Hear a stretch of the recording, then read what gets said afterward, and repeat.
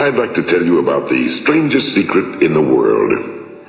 Some years ago, the late Nobel Prize-winning Dr. Albert Schweitzer was being interviewed in London, and a reporter asked him, "Doctor, what's wrong with men today?"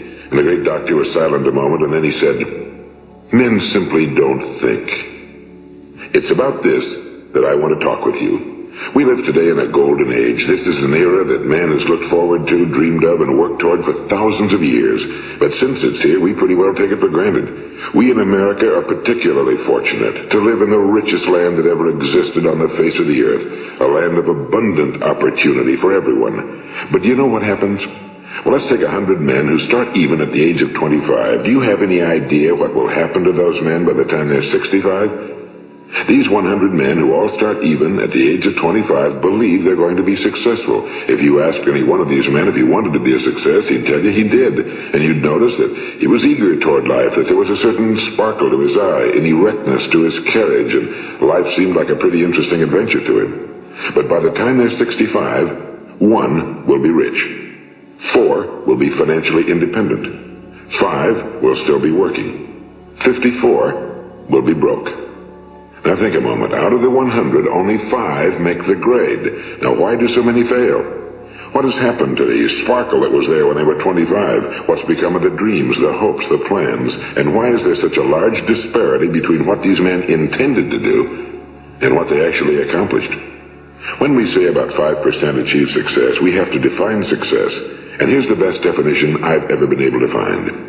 Success is the progressive realization of a worthy ideal.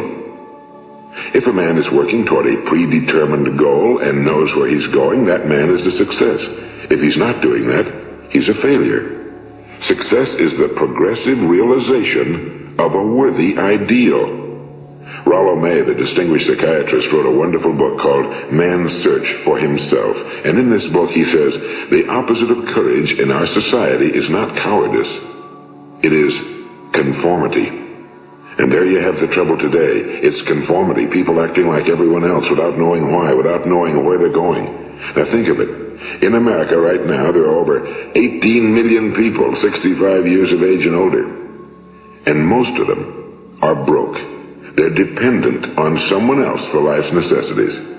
Now, we learn to read by the time we're 7. We learn to make a living by the time we're 25. Usually by that time, we're not only making a living, we're supporting a family. And yet by the time we're 65, we haven't learned how to become financially independent in the richest land that has ever been known. Why?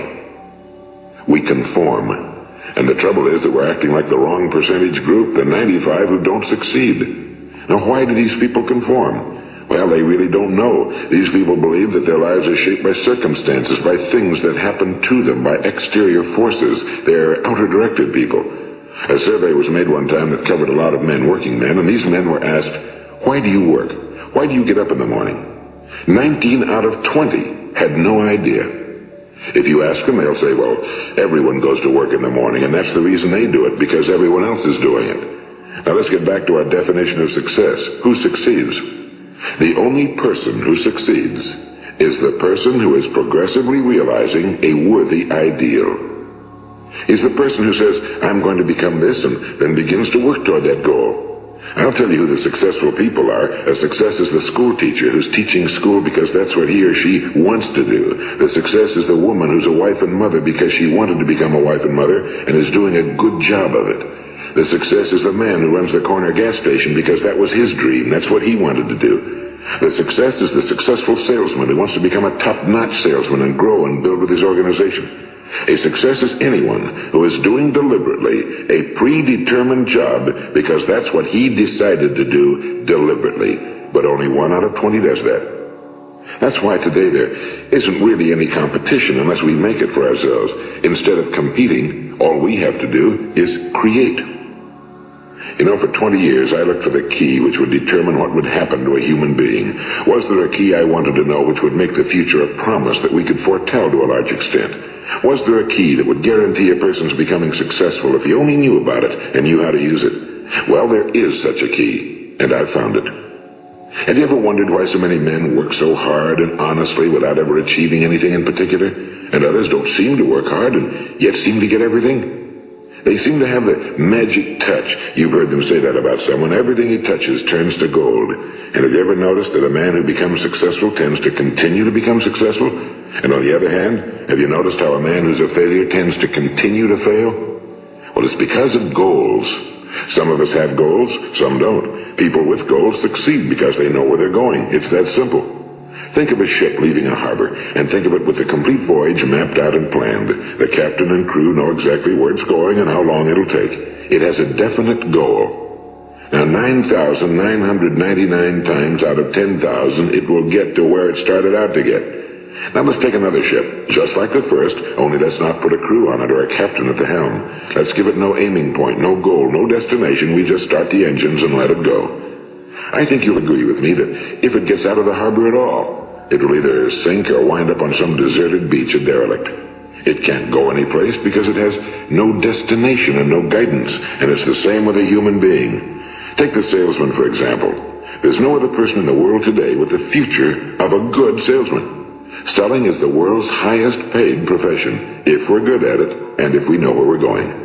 Every company needs top-notch salesmen, and they reward those men. The sky's the limit for them. But how many can you find?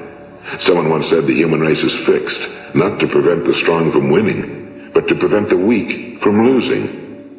The American economy today can be likened to a convoy in time of war. The entire economy is slowed down to protect its weakest link, just as the convoy had to go at the speed that would permit its slowest vessel to remain in formation. That's why it's so easy to make a living today. It takes no particular brains or talent to make a living and support a family today. So we have a plateau of so-called security, if that's what a person's looking for. But we do have to decide how high above this plateau we want to aim. Now let's get back to the strangest secret in the world, the story that I wanted to tell you today. Why do men with goals succeed in life and men without them fail? Well, let me tell you something which, if you really understand it, will alter your life immediately. If you understand completely what I'm going to tell you from this moment on, your life will never be the same again. You will suddenly find that good luck just seems to be attracted to you. The things you want just seem to fall in line, and from now on you won't have the problems, the worries, the gnawing lump of anxiety that perhaps you've experienced before. Doubt, fear, well, they'll be things of the past. Here's the key to success and the key to failure. We become what we think about. Now let me say that again. We become what we think about. Throughout all history, the great wise men and teachers, philosophers and prophets have disagreed with one another on many different things. It's only on this one point that they are in complete and unanimous agreement. Listen to what Marcus Aurelius, the great Roman emperor, said. A man's life is what his thoughts make of it.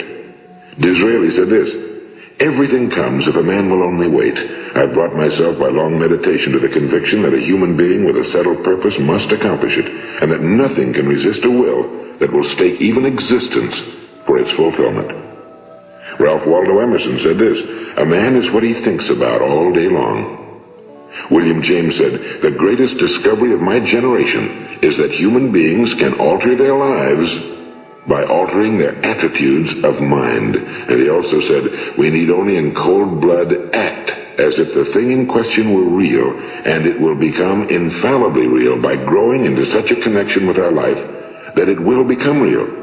It will become so knit with habit and emotion that our interest in it will be those which characterize belief. And he also said, if you only care enough for a result, you will almost certainly attain it. If you wish to be rich, you will be rich. If you wish to be learned, you will be learned. If you wish to be good, you will be good. Only you must then really wish these things, and wish them exclusively, and not wish at the same time 100 other incompatible things just as strongly. In the Bible you read in Mark 9:23, if thou canst believe, all things are possible to him that believeth. My old friend Dr. Norman Vincent Peale put it this way: this is one of the greatest laws in the universe. Fervently do I wish I had discovered it as a very young man. It dawned upon me much later in life, and I found it to be one of the greatest, if not my greatest discovery outside of my relationship to God. The great law, briefly and simply stated, is that if you think in negative terms, you will get negative results. If you think in positive terms, you will achieve positive results. That is the simple fact, he went on to say, which is at the basis of an astonishing law of prosperity and success. In 3 words, believe and succeed. William Shakespeare put it this way: our doubts are traitors and make us lose the good we oft might win by fearing to attempt. George Bernard Shaw said, people are always blaming their circumstances for what they are. I don't believe in circumstances. The people who get on in this world are the people who get up and look for the circumstances they want, and if they can't find them, make them. Well, that's pretty apparent, isn't it? And every person who discovered this for a while believed that he was the first one to work it out. We become what we think about. Now, it stands to reason that a person who's thinking about a concrete and worthwhile goal is going to reach it, because that's what he's thinking about, and we become what we think about. Conversely, the man who has no goal, who doesn't know where he's going, and whose thoughts must therefore be thoughts of confusion and anxiety and fear and worry, becomes what he thinks about. His life becomes one of frustration and fear and anxiety and worry. And if he thinks about nothing, he becomes nothing. Now, how does it work? Why do we become what we think about? Well, I'll tell you how it works as far as we know. Now, to do this, I want to tell you about a situation that parallels the human mind. Suppose a farmer has some land, and it's good fertile land. Now, the land gives the farmer a choice. He may plant in that land whatever he chooses. The land doesn't care. It's up to the farmer to make the decision. Now, remember, we're comparing the human mind with the land because the mind, like the land, doesn't care what you plant in it. It will return what you plant, but it doesn't care what you plant. Now let's say that the farmer has 2 seeds in his hand. One is a seed of corn, the other is nightshade, a deadly poison. He digs 2 little holes in the earth and he plants both seeds, one corn, the other nightshade. He covers up the holes, waters, and takes care of the land, and what will happen? Invariably the land will return what's planted. As it's written in the Bible, as ye sow, so shall ye reap. Now remember, the land doesn't care. It'll return poison in just as wonderful abundance as it will corn. So up come the 2 plants, one corn, one poison. Now, the human mind is far more fertile, far more incredible and mysterious than the land, but it works the same way. It doesn't care what we plant. Success, failure. A concrete, worthwhile goal, or confusion. Misunderstanding, fear, anxiety, and so on. But what we plant, it must return to us. You see, the human mind is the last great unexplored continent on Earth. It contains riches beyond our wildest dreams. It will return anything we want to plant. Now, you might say, well, if that's true, why don't people use their minds more? Well, I think they figured out an answer to that one, too. Our mind comes as standard equipment at birth. It's free, and things that are given to us for nothing we place little value on. Things that we pay money for, we value. The paradox is that exactly the reverse is true. Everything that's really worthwhile in life came to us free. Our minds, our souls, our bodies, our hopes, our dreams, our ambitions, our intelligence, our love of family and children and friends and country, all these priceless possessions are free. But the things that cost us money are actually very cheap and can be replaced at any time. A good man can be completely wiped out and make another fortune. He can do that several times. Even if our home burns down, we can rebuild it. But the things we got for nothing, we can never replace. The human mind isn't used because we take it for granted. Familiarity breeds contempt. It can do any kind of job we assign to it, but generally speaking, we use it for little jobs instead of big, important ones. Universities have proved that most of us are operating on about 10% or less of our abilities. So decide now, what is it you want? Plant your goal in your mind. It's the most important decision you ever make in your entire life. What is it you want? Do you want to be an outstanding salesman? A better worker at your particular job? Do you want to go places in your company, in your community? Do you want to get rich? All you've got to do is plant that seed in your mind, care for it, work steadily toward your goal, and it will become a reality. It not only will, there's no way that it cannot. You see, that's a law, like the laws of Sir Isaac Newton, the laws of gravity. If you get on top of a building and jump off, you'll always go down. You'll never go up. And it's the same with all the other laws of nature. They always work. They're inflexible. Think about your goal in a relaxed, positive way. Picture yourself in your mind's eye as having already achieved this goal. See yourself doing the things you will be doing when you've reached your goal. Ours has been called the phenobarbital age, the age of ulcers and nervous breakdowns and tranquilizers, at a time when medical research has raised us to a new plateau of good health and longevity. Far too many of us worry ourselves into an early grave trying to cope with things in our own little personal ways without learning a few great laws that will take care of everything for us. These things we bring on ourselves through our habitual way of thinking. Every one of us is the sum total of his own thoughts. He is where he is because that's exactly where he really wants to be, whether he'll admit that or not. Each of us must live off the fruit of his thoughts in the future, because what you think today and tomorrow, next month and next year, will mold your life and determine your future. You're guided by your mind. I remember one time I was driving through eastern Arizona, and I saw one of those giant earth-moving machines roaring along the road at about 35 miles an hour with what looked like 30 tons of dirt in it. A tremendous, incredible machine. And there was a little man perched way up on top with the wheel in his hands guiding it. And as I drove along, I was struck by the similarity of that machine to the human mind. Just suppose you're sitting at the controls of such a vast source of energy. Are you going to sit back and fold your arms and let it run itself into a ditch? Or are you going to keep both hands firmly on the wheel and control and direct this power to a specific, worthwhile purpose?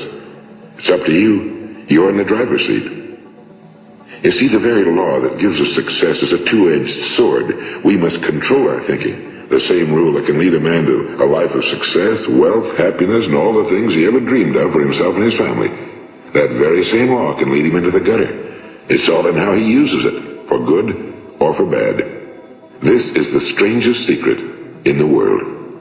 Now, why do I say it's strange, and why do I call it a secret? Actually, it isn't a secret at all. It was first promulgated by some of the earliest wise men, and it appears again and again throughout the Bible, but very few people have learned it, understand it.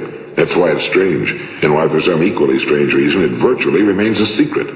I believe that you could go out and walk down the main street of your town and ask one man after another what the secret of success is, and you probably wouldn't run into one man in a month who could tell you. Now, this information is enormously valuable to us if we really understand it and apply it. It's valuable to us not only for our own lives, but the lives of those around us, our families, employees, associates, and friends. Life should be an exciting adventure. It should never be a bore. A man should live fully, be alive. He should be glad to get out of bed in the morning. He should be doing a job he likes to do because he does it well. One time I heard Grove Patterson, the great late editor-in-chief of the Toledo Daily Blade, make a speech, and as he concluded his speech, he said something I've never forgotten. He said, "My years in the newspaper business have convinced me of several things. Among them, that people are basically good, and that we came from someplace, and we're going someplace. So we should make our time here an exciting adventure. The architect of the universe didn't build a stairway leading nowhere." And the greatest teacher of all, the carpenter from the plains of Galilee, gave us the secret time and time again. As ye believe, so shall it be done unto you. I've explained the strangest secret in the world and how it works. Now on this side I want to explain how you can prove to yourself the enormous returns possible in your own life by putting this secret to a practical test. I want you to make a test that will last 30 days. It isn't going to be easy, but if you'll give it a good try, it will completely change your life for the better. Now, back in the 17th century, Sir Isaac Newton, the English mathematician and natural philosopher, gave us some natural laws of physics which apply as much to human beings as they do to the movement of bodies in the universe. And one of these laws is that for every action, there is an equal and opposite reaction. Simply stated, as it applies to you and me, it means we can achieve nothing without paying the price. The results of your 30-day experiment will be in direct proportion to the effort you put forth. To be a doctor, you must pay the price of long years of difficult study. To be successful in selling, and remember that each of us succeeds to the extent of his ability to sell. Selling our families on our ideas, selling education in schools, selling our children on the advantages of living the good and honest life, selling our associates and employees on the importance of being exceptional people. To, of course, the profession of selling itself. But to be successful in selling our way to the good life, we must be willing to pay the price. Now, what is that price? Well, it's many things. First, it's understanding emotionally as well as intellectually that we literally become what we think about, that we must control our thoughts if we're to control our lives. It's understanding fully that as ye sow, so shall ye reap. Second, it's cutting away all fetters from the mind and permitting it to soar as it was divinely designed to do. It's the realization that your limitations are self-imposed and that the opportunities for you today are enormous beyond belief. It's rising above narrow-minded pettiness and prejudice. And third, it's using all your courage to force yourself to think positively on your own problem, to set a definite and clearly defined goal for yourself, to let your marvelous mind think about your goal from all possible angles, to let your imagination speculate freely upon many different possible solutions, to refuse to believe that there are any circumstances sufficiently strong to defeat you in the accomplishment of your purpose, to act promptly and decisively when your course is clear, and to keep constantly aware of the fact that you are at this moment standing in the middle of your own acres of diamonds, as Russell Conwell used to point out. And fourth, save at least 10% of every dollar you earn. It's also remembering that no matter what your present job, it has enormous possibilities if you're willing to pay the price. Now let's just go over the important points in the price each of us must pay to achieve the wonderful life that can be ours. It is, of course, worth any price. 1. You will become what you think about. 2. Remember the word imagination and let your mind begin to soar.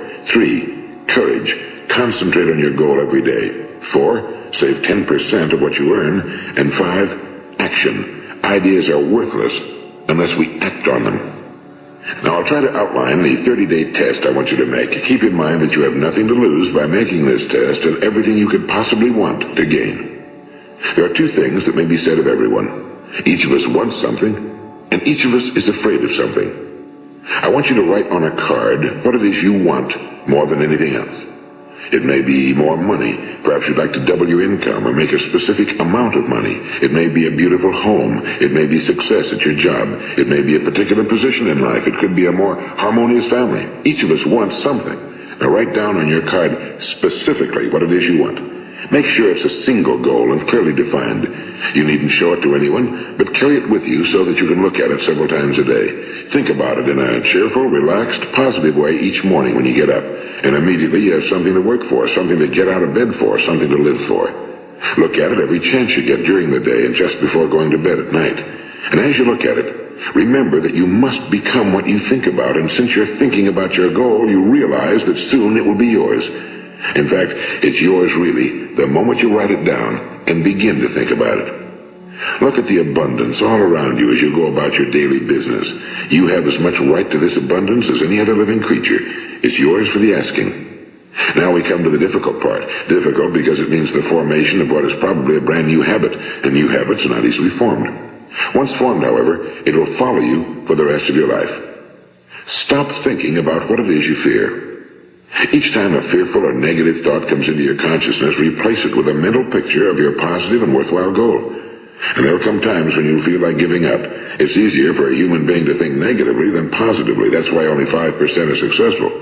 You must begin now to place yourself in that group. For 30 days, you must take control of your mind. It will think about only what you permit it to think about. Each day for this 30-day test, do more than you have to do. In addition to maintaining a cheerful, positive outlook, give of yourself more than you've ever done before. Do this knowing that your returns in life must be in direct proportion to what you give. The moment you decide on a goal to work toward, you're immediately a successful person. You are then in that rare and successful category of people who know where they're going. Out of every 100 people, you belong to the top 5. Don't concern yourself too much with how you're going to achieve your goal. Leave that completely to a power greater than yourself. All you have to do is know where you're going. The answers will come to you of their own accord and at the right time. Remember these words from the Sermon on the Mount, and remember them well. Keep them constantly before you this month of your test. Ask, and it shall be given you. Seek, and ye shall find. Knock, and it shall be opened unto you. For every one that asketh receiveth, and he that seeketh findeth, and to him that knocketh it shall be opened. It's as marvelous and as simple as that.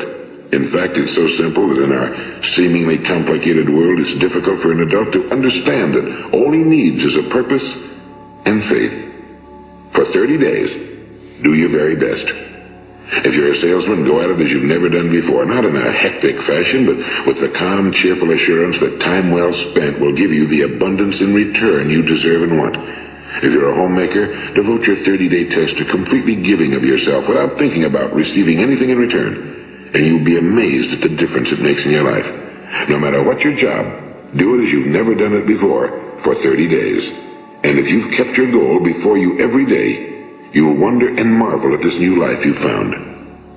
Dorothea Brand, the outstanding editor and writer, discovered it for herself and tells about it in her fine book, Wake Up and Live. Her entire philosophy is reduced to the words, act as though it were impossible to fail.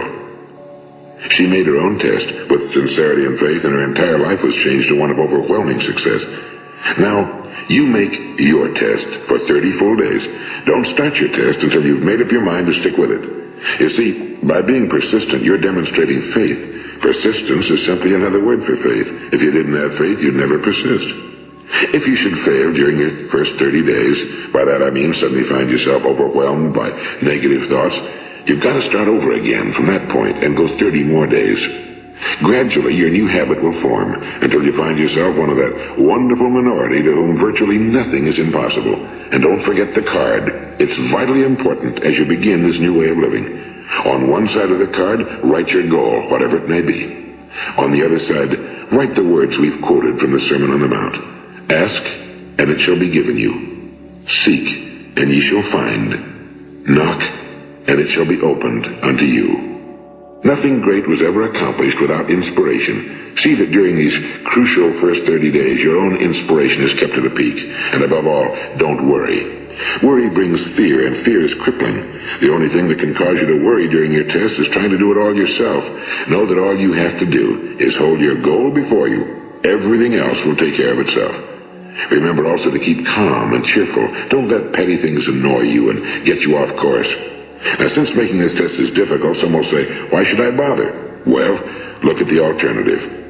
No one wants to be a failure. No one really wants to be a mediocre individual. No one wants a life constantly filled with worry and fear and frustration. Therefore, remember that you must reap that which you sow. If you sow negative thoughts, your life will be filled with negative things. If you sow positive thoughts, your life will be cheerful, successful, and positive. Now, gradually, you'll have a tendency to forget what you've heard on this recording. Play it often. Keep reminding yourself of what you must do to form this new habit. Gather your whole family around at regular intervals and listen to what's been said here. You know, most men will tell you that they want to make money without understanding the law. The only people who make money work in a mint. The rest of us must earn money. This is what causes those who keep looking for something for nothing or a free ride to fail in life. The only way to earn money is by providing people with services or products which are needed and useful. We exchange our time and our product or service for the other man's money. Therefore, the law is that our financial return will be in direct proportion to our service. Now, success is not the result of making money. Making money is the result of success, and success is in direct proportion to our service. Most people have this law backwards. They believe that you're successful if you earn a lot of money. The truth is that you can only earn money after you're successful. It's like the story of the man who sat in front of the stove and said to it, give me heat, and then I'll add the wood.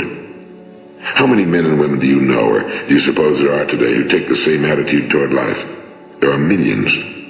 We've got to put the fuel in before we can expect heat. Likewise, we've got to be of service first before we can expect money. Don't concern yourself with the money. Be of service, build, work, dream, create. Do this and you'll find there's no limit to the prosperity and abundance that will come to you. Prosperity, you know, is founded upon a law of mutual exchange. Any person who contributes to prosperity must prosper in turn himself. Sometimes the return will not come from those you serve, but it must come to you from someplace, because that's the law. For every action, there is an equal and opposite reaction. As you go daily through your 30-day test period, remember that your success will always be measured by the quality and quantity of service you render, and money is a yardstick for measuring this service. No man can get rich himself unless he enriches others. Now, there are no exceptions to a law. You can drive down any street in America and from your car estimate the service that's being rendered by the people living on that street. Had you ever thought of this yardstick before? It's interesting. Some, like ministers and priests and other devoted people, measure their returns in the realm of the spiritual, but again, their returns are equal to their service. Once this law is fully understood, any thinking person can tell his own fortune. If he wants more, he must be of more service to those from whom he receives his return. If he wants less, he has only to reduce his service. This is the price you must pay for what you want. If you believe you can enrich yourself by deluding others, you can end only by deluding yourself. It may take some time, but just as surely as you breathe, you'll get back what you put out. Don't ever make the mistake of thinking you can avert this. It's impossible. The prisons and the streets where the lonely walk are filled with people who tried to make new laws just for themselves. We may avoid the laws of man for a while, but there are greater laws that cannot be broken. An outstanding medical doctor recently pointed out 6 steps that will help you realize success. 1. Set yourself a definite goal. 2. Quit running yourself down. 3. Stop thinking of all the reasons why you cannot be successful and instead think of all the reasons why you can. 4. Trace your attitudes back through your childhood and try to discover where you first got the idea you couldn't be successful, if that's the way you've been thinking. 5. Change the image you have of yourself by writing out a description of the person you would like to be. And 6. Act the part of the successful person you have decided to become. The doctor who wrote those words is a noted West Coast psychiatrist, Dr. David Harold Fink. Do what the experts since the dawn of recorded history have told you you must do. Pay the price by becoming the person you want to become. It's not nearly as difficult as living unsuccessfully. Make your 30-day test, then repeat it again, and each time it will become more a part of you until you'll wonder how you could ever have lived any other way. Live this new way and the floodgates of abundance will open and pour over you more riches than you may have dreamed existed. Money? Yes, lots of it. But what's more important, you'll have peace. You'll be in that wonderful minority who lead calm, cheerful, successful lives. Start today. You have nothing to lose, but you have a whole life to win. This is Earl Nightingale, and thank you.